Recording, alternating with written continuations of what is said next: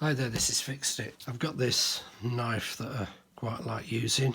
It's an old IKEA one, but it's got one of these rubber handles, and as you can see it's become all kind of soft and horrible. If you've got a knife like this that you want to continue using rather than wasting money buying another, this is how to fix it. So I've actually got a couple of cloths and some paper towel, and then I've got a bottle of isopropyl alcohol.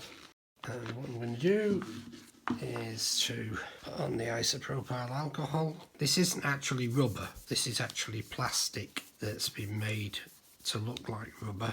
So this one's actually quite thick. The coat's usually thinner than this. So this isn't actually a coating by the look of it. Let me just get another knife. So let's see how deep this actually goes. Oh my god.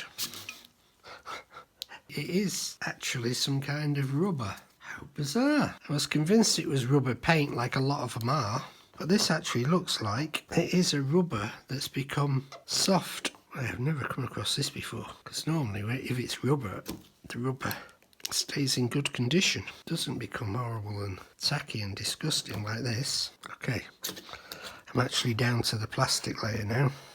So it's a plastic handle with a very, very thick coating of kind of rubber dip on it. Only cut towards yourself if you're actually stopping it with the pressure of your hand. Don't just go like that, because otherwise you'll slice your fingers off. You actually have to have control if you're actually cutting towards yourself. And one way of doing it is actually to rest your thumb on the other surface so that you can actually control the amount that you're cutting. Because if you do it any other way, you're going to end up slicing your fingers, and that is not good. Seems to be more and more coming off this piece. I thought I'd cut some holes here, but these are obviously securing notches which are built into it in order to lock the rubber material. So that's what's left of the knife. And now I can go back to my original role of using the isopropyl alcohol to take the sticky rubber off this. Let me just get rid of all this rubbish. You can see why I was doing it on a mat. Okay, so this is what I'm left with, which is still sticky, and the blade of that's sticky too. So now let's use some isopropyl alcohol to remove some of this stickiness. Just get it off this blade to start with. And now let's see what we can do with this blade. Make sure you do this in a well ventilated area. Okay, now I'm just going to use this knife to see if there's anything else that needs scraping off here. There's a few bits, because I want to try and get all of the stickiness off.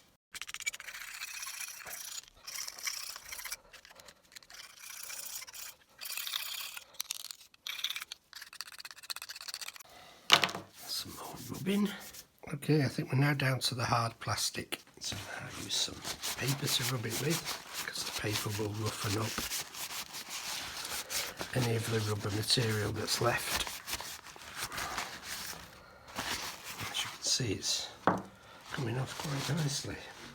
So underneath that disgusting mess was actually quite a nice shaped handle and no longer soft and sticky. So the knife can go back in the drawer after it's been cleaned. If you like the video, please consider using the description to buy me a coffee if it helps you, and check out my other videos. There's over 600 to choose from. Everyone's a legitimate video and were created either for myself or for a problem that I was trying to solve, so there's no bogus ones on there unless it says like the anti-scam videos. Please subscribe to the channel, share it with your friends. Thanks for watching. Bye.